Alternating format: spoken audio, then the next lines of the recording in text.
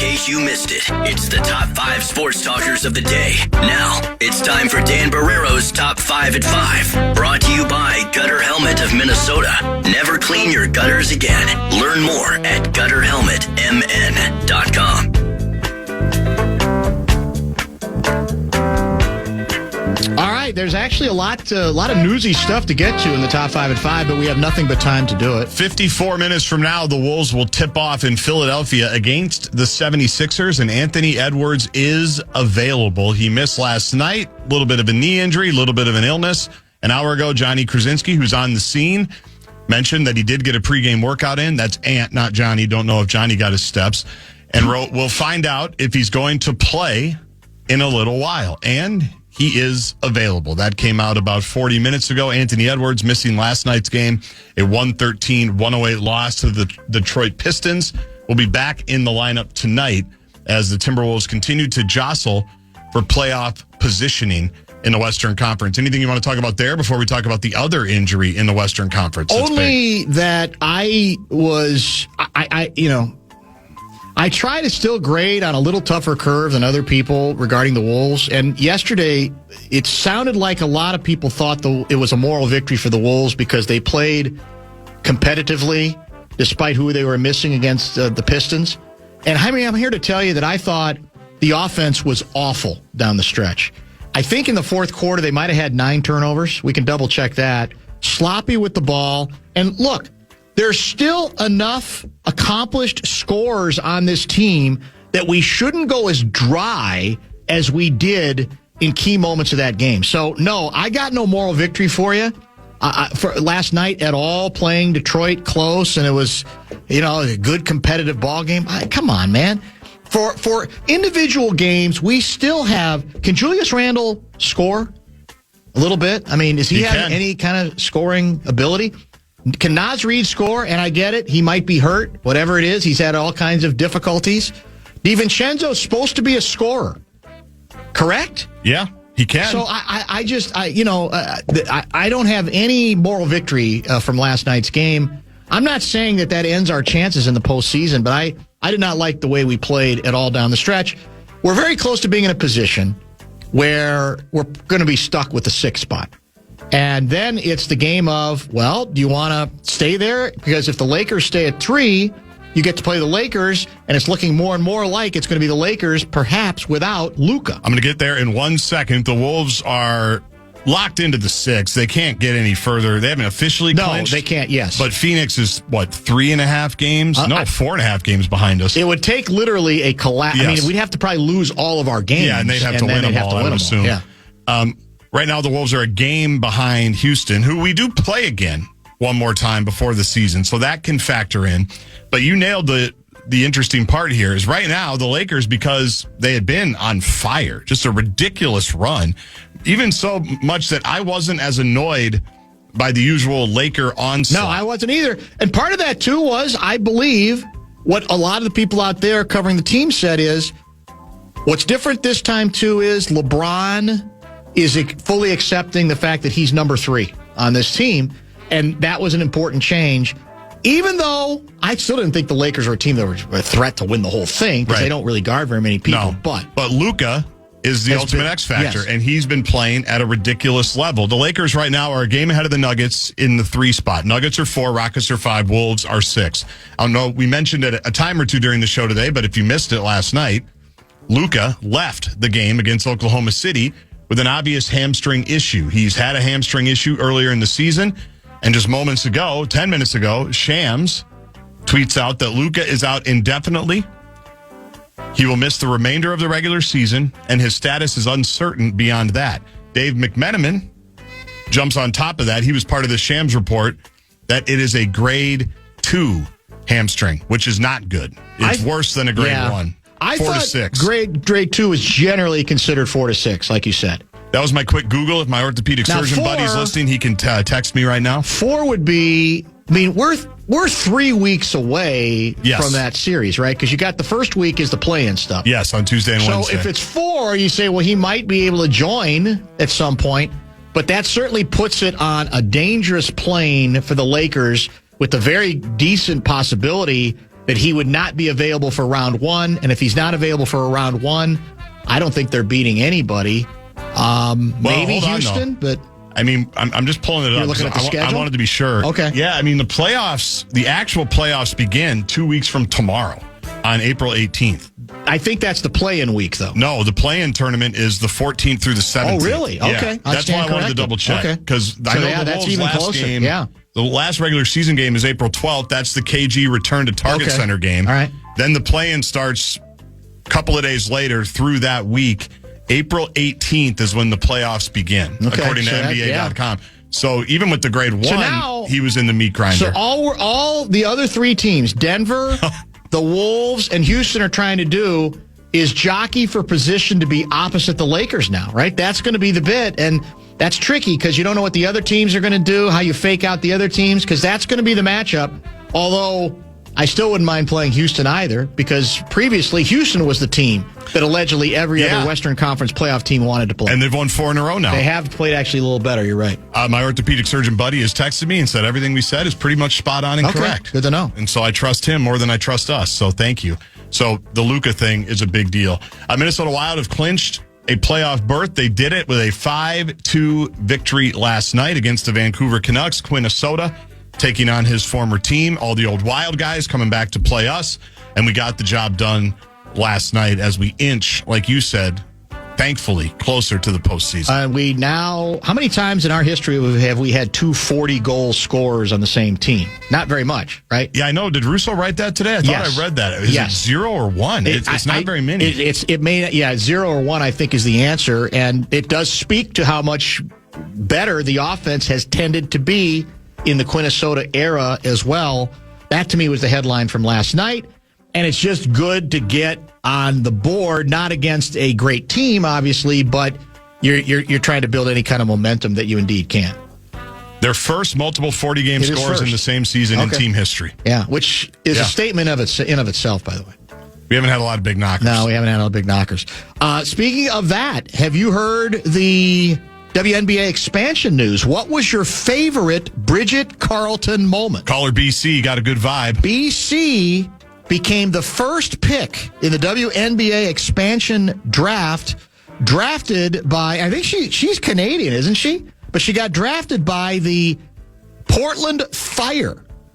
Starter with the Lynx the last 2 seasons. She's gone. I mean, it's a compliment to the club, obviously, and to the situation here, but she is headed to expansion. Well, so much, you're right. She's an Ontario native, and Kendra Andrews, ESPN, who I think was in Sacramento for that Sweet 16 and Elite 8 with the Gophers and everybody else, was targeted by the Fire early. Portland did not want to give Toronto a chance to do the Lindsay Whalen and bring her back home. They didn't want to give them the chance. That's not right. That's not right. That's just not We right. had to wait for Whalen through like 8 years in Connecticut. Yeah, we think of how much equity was lost there all those years. But the comeback to that would be the league is a lot healthier now. That no franchise necessarily needs that anymore. I don't know if that's true or not. Well, all I know is Connecticut's moving to Houston now. So that's true. Maybe they should have taken Paige Beckers, even though she's ours too. Gunbelt tight. She's down in Dallas. No question about that. All right, I think that's good. Twins are losing 3-0. It's freezing. The game was delayed because of a power outage. They extended the $2 beer sale through the end of the second inning. Everybody was fired up about that. Do we have a hit yet? I don't even know. We have no runs. I'm not sure if we even have a hit to this point. Bailey Ober on the mound, struggling a bit, giving up 3 runs through 4 innings. We'll come back with a shorty, a couple of texts to follow up on, and then we will prepare for Ben Goessling, and then Minnesota Timberwolves basketball on the fan. The Sixers, the opponent, second game of a back-to-backer, as we like to say in the business. That begins at the top of the 6 o'clock hour. Yeah.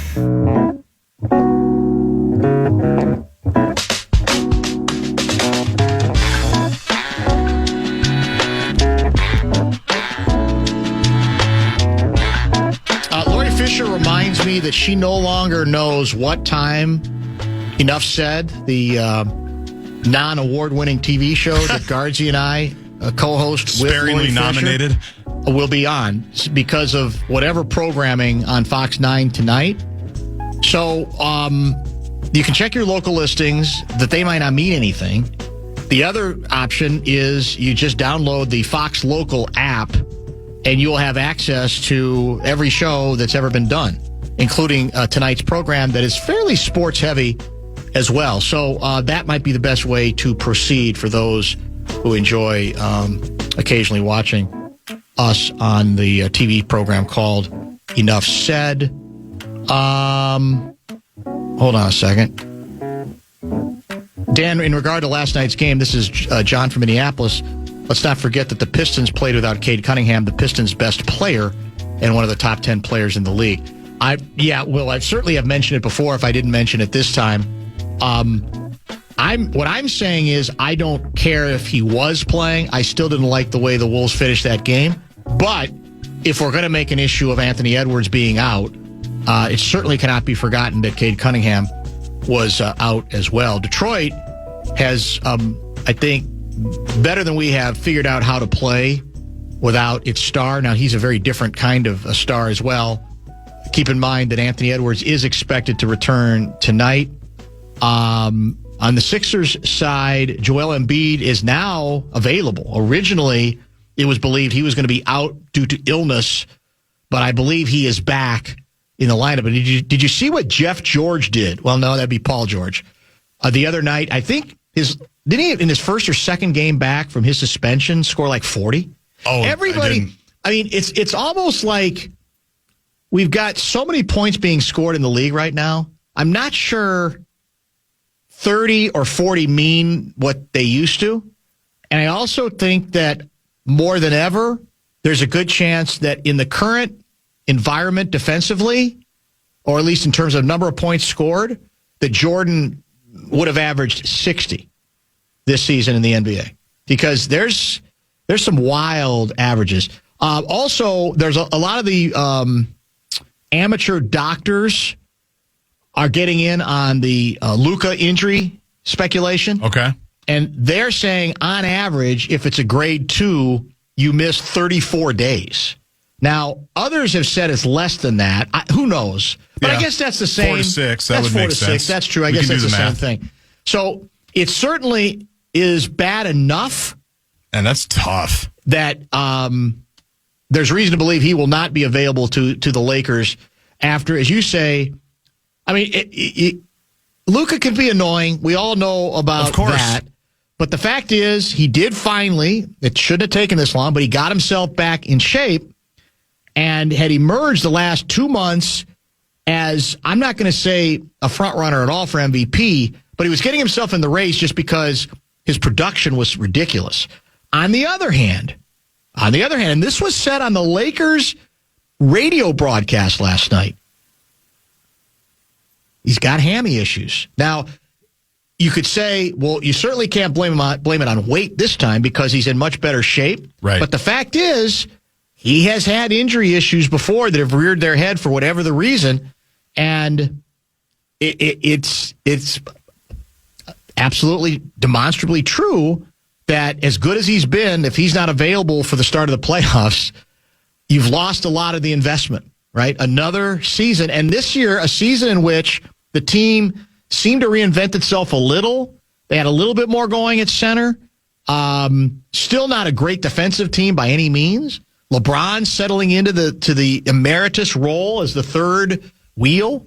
But if you can't have him available when you need him, that's a problem. And maybe the last year with LeBron. Not that he's the LeBron of 10 years ago or even 5 years ago, but as a third piece, that's a pretty good third piece to have if you're the Lakers. Obviously, Reeves being the second. But for this whole iteration, everything that they kind of built the last couple of years, and obviously when you trade for Luka, you're not just thinking about the LeBron years, which is why the trade is still so nonsensical that it even took place. It still bothers me. Like, I think it bothers a lot of people.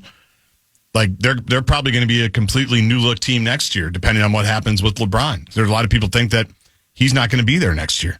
Only time will tell, Davey. Yeah, I think that's the question. I mean, does he want to play another year? By the way, why is everybody... It's become way too fashionable to pile on Memphis.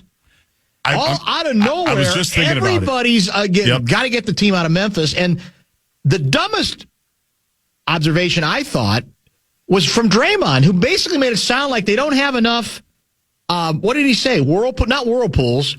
He talked about like hot tubs, cold tubs. Cold tubs, things like that. I'm going, that's a reason to move the team from Memphis to Nashville? I don't know when it started.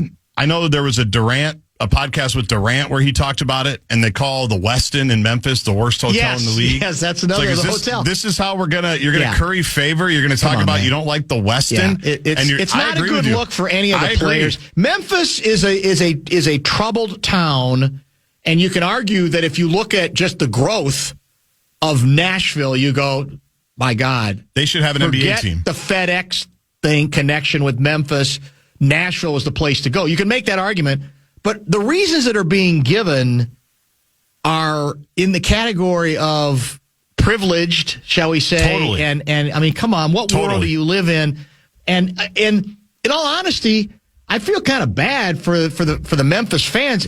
The team is not well run right now. Right. But I don't think it's been. I think it was a supported franchise when they had something going, right? Huge, and that's what I was thinking of. And I just saw it come up again on the old algorithm, and it must be because I was clicking on it. Yeah. Because it's easy when you're not Memphis, if you're a city, to go, oh yeah, Memphis is terrible, get them out. Every city you could go through and say, don't like this, don't like that, arena's not good, this hotel's good, no place to eat. You could do it for every city. Yeah, absolutely. By definition. Yes. And Memphis, poor old Memphis, they're just sitting there having to live there all the time. Now suffering with a team that's a disaster. Yes, but going to the games that as recently as 5 years ago, they were a 2 seed. That's right. Playing the Wolves, the play-in year, the Pat Bev year.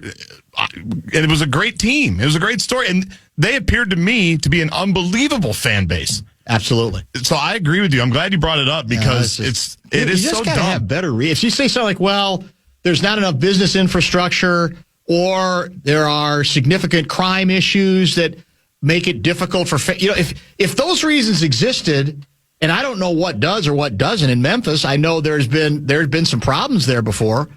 Maybe we can have that conversation, but when you're basically just talking about the hotel's not fancy we don't like the enough Westin. And the Westin's not good enough, and we don't have enough whirlpools or massage therapists. It's like, well, come on, man. I think isn't that what Draymond referred to? I didn't hear the Draymond part. I just heard the KD part, and then other people were jumping in. I think that's the case. But then what bothered me was other people were going, let's do this for other leagues. What's the worst in the NFL? Yeah. Like, who cares? They're all cities. Yeah. They've all got pros and cons. And in some cases with some history that's not bad. And in Memphis, they haven't won it all, but they've had some decent runs. And I've always felt like those are the teams that feel more worth fighting for in a way, those cities, because they're not.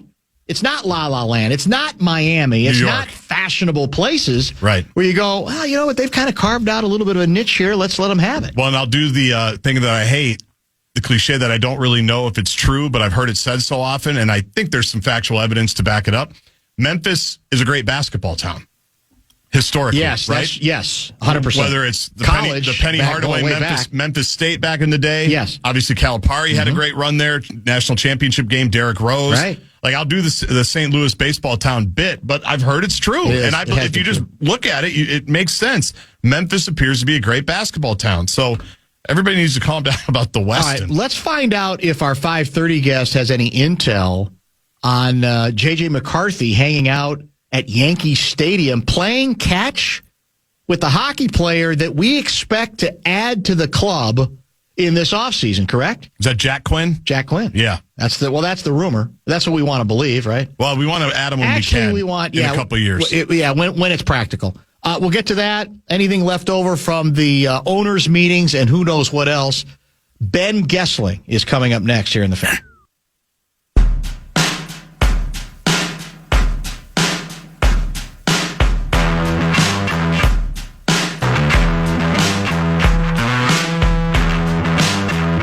It's the Bumper to Bumper Show Wrap.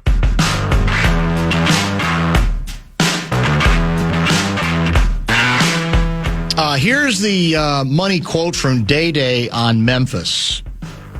Just do everybody a favor and move that team to Nashville.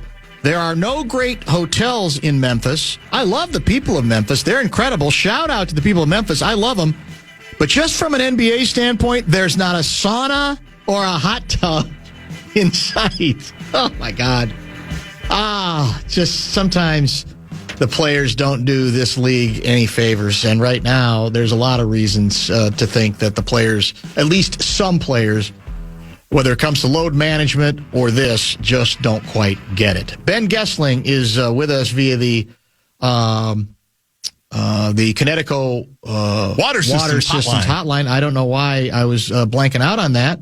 We always appreciate their contributions. He's in the Lavelle spot because we talked to Lavelle early from Target Field. He joined us at 3:30 today. Have you solved the mystery of what J.J. McCarthy was doing at Yankee Stadium today, playing catch with a future member of the Minnesota Wild? I have not. Wasn't he? I saw him throwing a ball with Jack Hughes. Yeah, wasn't he? that was it. Exactly. Yeah.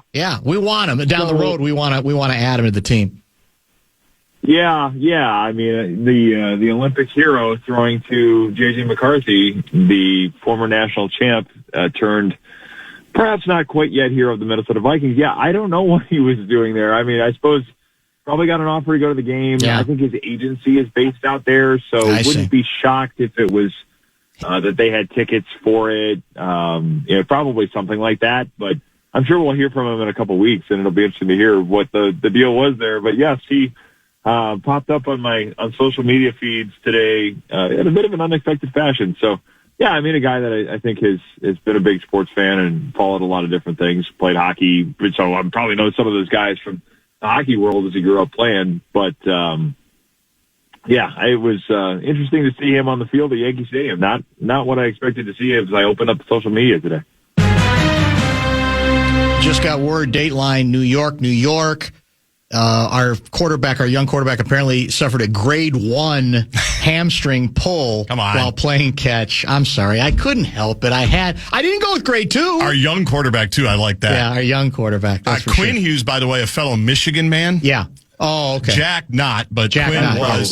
But Jack is who we want to add, right? Yes. At some point. And I believe JJ hung out with Quinn somewhere recently as well. So he's locked in on the Hugheses. He's locked in. That must explain it. Believe it or not, I want to start with a Kirk Cousins question. He lands in Vegas with the Raiders. And I guess I was naive enough to assume that the Raiders were prepared to take Mendoza and have him start from the beginning. But I'm hearing more and more that they believe, and they've already kind of said that they might be absolutely comfortable with holding him out a bit, giving him some time to figure out what city he's in, and that there's every reason to believe that when the 2026 season begins with replacement refs, Kirk Cousins will be the starting quarterback for the Raiders. Is that what you're hearing, or what do you think? Yeah, I think it's certainly possible that it goes that way. I mean, you've seen teams, and the Vikings, obviously the reason Sam Darnold was here was for this same purpose, that they didn't want their kid quarterback to start right away. And I think for the Raiders, we've seen enough of the infrastructure issues there in terms of how well can they protect him, how well are they equipped around him, that I would think there's good reason to not have him play right away and at least give him a little bit of time to kind of learn the offense, get acclimated with what they want him doing. And with Kirk Cousins, there's a lot of familiarity there. Clint Kubiak, of course, the head coach for the Raiders, was Kirk's offensive coordinator in 2021. Andrew Janocko, the offensive coordinator for the Raiders now, was Kirk's quarterback coach with the Vikings that last year on the Mike Zimmer staff as well. So he will come in, I think, pretty familiar with what they're asking him to do, and probably he'll get expected to teach some of that to Fernando Mendoza. I think some of this is interesting because it just shows you how quickly everything's changed. I mean, 2024, he left Minnesota knowing that they were going to draft a quarterback, and he didn't really want to be the placeholder for whoever they were going to draft, whether it was J.J. McCarthy or Drake May or anybody else. He goes to Atlanta, and Atlanta, of course, gives him the big contract and then gives Michael Penix the first-round pick at number 8 overall, and Kirk Cousins, I think, got, from what I heard, like 3 minutes of notice that they were going to make that pick. And I think he went so far as to say on quarterback that second year he was on it that if I had known that, I might have stayed in Minnesota because I didn't want to go in and, kind of be on a short clock. But I think, some of it is you are only as good as the options that are available to you, I suppose. And he's going to be 38. I think he probably saw, if I have a chance to start and I have to turn the job over to somebody eventually, that's better than what I might have otherwise. So I think some of this has just changed in a couple of years. The age plays into it. Coming back from the injury plays into it. Loses his job to Penix that first year in Atlanta. But, yeah, it's just interesting to watch the change in him and the change in his lot in life, I guess. And, where he's saying, no, I'm okay with this idea of being the placeholder because it's better than what I have available elsewhere. But, yeah, I think that's very much what he's looking at. And probably the best case scenario for him is to get a decent start, kind of show people he can play, and then Fernando Mendoza comes in when he's ready. And Kirk will, thanks to the continued business excellence of Mike McCartney, yes, make a decent payday. It's amazing. Out of it. Once again, Mike McCartney is one of one in that world. Yeah, he's first ballot Hall of Fame when it comes to negotiating. There's no question about that. That's for sure. You guys all wrote about. I know you got tied up with an illness, but the persistent thinking regarding the Wilfs, what the Wilfs had to say, I think it was mainly Mark Wilf, regarding the general manager search was they're not showing any cards at this point, that we're wide open, that and what I guess I'm wondering is, are they as wide open as they suggested, or is that just the public stance that they want to take? Because I feel like it's such an important position, and I'm not saying, Mark Wilfs or Ziggy is supposed to have future general manager options in their wallet, that they carry around with them in case they need a new GM. But it just seems odd to me that they're making it, that whether it is actually as open-ended as they are making it sound on the basis of some of the stuff that came out of Arizona. What do you think? Yeah, it is. I would be a little surprised if they're actually sitting there going, well, the day after the draft, we got to go find ourselves a general manager now. I would be surprised if it's this, like, our brains are not focusing on this whatsoever, and we are not doing some work ahead of time to get it to where we want, or at least to look at some options before we start the larger search. I do think the timetable they have laid out is fairly consistent, but the idea that they aren't doing any information gathering, I don't necessarily think that's the case. I imagine there's still some backgrounding, there's still some conversations going on. I'm sure when you're at league meetings, you're talking to different people. Hey, what do you think of this guy? What's he been like to work with? And some of those things are probably going on now. And they've talked about using a third party to help them assemble a list. And I think a lot of the names they had on that list in 2022 when they hired Kwesi Adolfo-Mensah, a lot of those candidates that they talked to in that first set of interviews have been hired other places, whether that's Ryan Poles, whether that's Monty Ossenfort, whether that's Elliot Wolf. I mean, a lot of those people have gone on to GM jobs other places, so they will have to reformat some of that. There are a couple of names on that list that I don't think have gotten GM hires or gotten jobs or hired to be a GM somewhere else. So there may be a few of those that they go back to, but I think a lot of this, the thing I continue to be interested in, and they've said we're not thinking about it this way, we're focused on the draft, but there's so much momentum, I think, from people you talk to around the league and even the people you talk to in that building in terms of how comfortable they feel with Rob Brzezinski.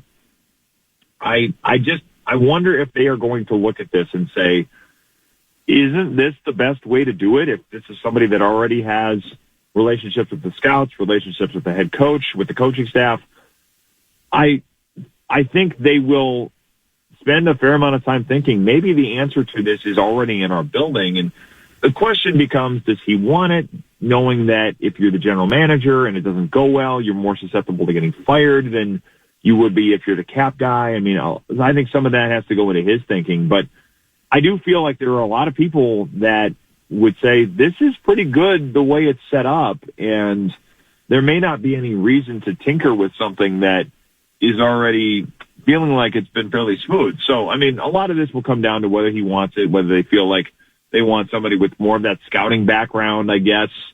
But, yeah, I will be very interested to see how all of that shakes out, because I think there'd be an argument to be made, and you probably talk to people in that building that would make it, that going with the guy they have right now is not a bad way to move forward with this thing. I want Kyler Murray to be in that building as often as legally possible. To me, he should be at everything. Do we know whether that's the expectation, whether those sorts of things have been worked out, or do the Vikings not care about that kind of stuff? I mean, I think every expectation is that he's going to be there a lot. My understanding is he's already been in Minnesota or is on his way to Minnesota. I think all of those quarterbacks have been making plans to get together. I mean, I think J.J. McCarthy's back in Minnesota now, and Carson Wentz and Max Brosmer. I know Max Brosmer's around. I saw him at the Gopher Pro Day. So I think that's going to be something where all of those guys are spending quite a bit of time together pretty soon, and I would expect you'll see a lot of Kyler Murray in Minnesota pretty early on in the offseason, and probably even before that, because they want him to learn the offense. They want him to get time with Justin Jefferson. They want all of these quarterbacks to get time with Justin Jefferson as part of the evaluation and part of the familiarizing themselves with what this offense is going to look like. But yeah, I would expect he's here early and often, and I think that's very much the plan, is to get moving with him and with this whole group as quickly as they possibly can. What is, do you get any, is it too early for you to get any sense of draft thinking for this team, or how, philosophically speaking, I think we've certainly seen a shift when it comes to spending at this point. I think we're one of the lower spending teams this year after spending more than anybody last year and maybe even the year before. What about from a draft perspective? Do we know how we might see either a philosophical shift or some other shift that is different than what we've had with the previous GM? Well, I think it is probably going to be a little less unpredictable, I guess. I think you're probably going to see a little more stick and pick, maybe a little bit of trade back, accumulate a couple other picks, but nothing like a move from 12 to 32 or anything like that, or even the move that they made up to get back into the first round with Dallas Turner. I think there is a philosophy of, we need to hit on some picks. We need to draft players that can contribute, that may not have to be guys that can start right away. I mean, I think if they were to take somebody to a spot where they already have starters, it doesn't have to be somebody that's stepping in on day one to play a huge role. But I think a lot of this is going to be, we just need to have a draft where you can look at it and say there are 4 or 5 contributors from it. And that has been a very long time since this team has had that. I mean, you could go back, you could make the case that the last draft they had that was really, really impactful was 2015. And that draft, of course, was a home run in a lot of ways. It was Trey Waynes in the first round. It was Eric Kendricks in the second. It was Daniil Hunter in the third, Stephon Diggs in the fifth. I mean, that draft was a big part of the reason that team was in the NFC title game 2 years later. I mean, you had players who were on rookie contracts that started to contribute and play major roles on a team that was one game from the Super Bowl. In fact, was, I think, favored to win that NFC title game. But they need a draft class that has that type of impact. And it's hard to say that you're going to get that, but they just have not had a draft in a very long time where you can look at it and say, yeah, there are several contributors, and this draft class, as it comes to fruition, as it kind of grows and develops, you can draw a through line from that draft to the team's success. It's been too long since that happened, and I think the focus is going to be, let's make sure we are making solid picks. Let's make sure we are not trying to game the board for maximum value so much as, and find ways to develop players and select players that everybody feels good about. Like I said, I think they may look for more picks and maybe accumulate a few more over the course of that draft, but I think it'll be a little less of, trying to hit the green and 2 on a par 5 than perhaps what we saw with Kwesi Adofo-Mensah at times. So, what that turns out to be will ultimately be, that story will be told over the next couple of years. But I think the overall philosophy probably looks a little more like that. When you've heard Rob Brzezinski talk about, guardrails in the draft process, I think some of those things are, let's stick to our board and let's stick to players we know, we like, and we trust, and we don't need to overthink it from there. Are you feeling better, by the way? Yes. Good. The sound like you're under the weather a little bit. Ripped through our house. Ah, yes. Yeah. It's been going around everywhere. I think both of my daughters have had it. One got it before me, one got it after me. Yeah. Whether they got it from me or from schools, or whether I got it from them or coaching, it's hard to know. But it was. I felt okay by the end of the weekend. But it was like, if this is this contagious, I probably should be responsible and turn it over to Emily Leiker, who did a great job out there. But it was one of those that felt like probably play on the high side of caution is the smart thing to do here. Very responsible, given it was a nice cushy trip, right? Arizona. I mean, I don't know if you were going to stay at the Biltmore like the owners were, because Seifert said they didn't have the budget to stay at the Biltmore, but still, it sounded like a pretty nice location. It always is. I mean, that trip is one that's hard to pass up because generally everybody's in a pretty good mood. We get good access to people. They're a little more relaxed. There's a little more willingness to kind of spend some time talking and tell you what's going on. And the weather is typically it's in Florida or Arizona. It sounds like it's going to be back in Arizona next year because I believe it was in Florida 2 years in a row. So there'll probably be another chance to go back to the Biltmore next year. But it was a bummer to not be able to go. My parents are spending a little bit of time out there. So I had plans to have dinner with them and see one of my best friends that moved out there a few years ago. But it was probably the right thing to do, but we'll come back around to it another time. It's not the toughest assignment on the Star Tribune Vikings calendar in a year. I will say that. Have a terrific weekend, and we will talk soon. Thank you, Ben. All right, sounds good. Thanks, Dan. Ben Goessling helping us out as he does every Friday, covers the Vikings for the Star Tribune and StarTribune.com. Here's the plan the rest of the night. There's a lot of catching up to do. First of all, I want to thank an outstanding array of guests. Lavelle early, and yes, it was Wobble Bingo yet again. You'll have to go back and listen. He joined at 3:30 from Target Field. Richard Pitino joined at 4:02. We had a great time with him catching up on his Final Four scouting report, how his first year went, and it was not the easiest. And some other, I think, good issues discussion regarding NIL, the future of big-time college basketball, etc. And, of course, Goessling, as we said, just wrapping up. We're out at 6 tonight because we've got Timberwolves basketball, the second of a back-to-backer. Tonight we are in Philly to take on the Sixers. Anthony Edwards is expected to play. Bring gas. How healthy he is, we don't know, but he's supposed to start. Naz Reid is supposed to play, although he continues to send out these signals that he's not healthy he struggles with his shooting. There were some signs, but for all the discussion of signs of success, because he hit a couple threes, he was 6 for 16 from the floor. But we'll see where that goes. And the Philly big man, Joel Embiid, is expected to start as well because he had been sick. So Wolves are in a position now where they might be perfectly content to finish in the 6th spot if that'll guarantee that they'll play the Lakers, who it appears now will be without Luka for the first round of the playoffs. That's not a certainty, but on the basis of the fact he's now been listed as a guy who's suffering from a grade 2 hamstring pull, that's considered a partial tear. Yeah. And that would likely mean he would not be available for basically close to a month.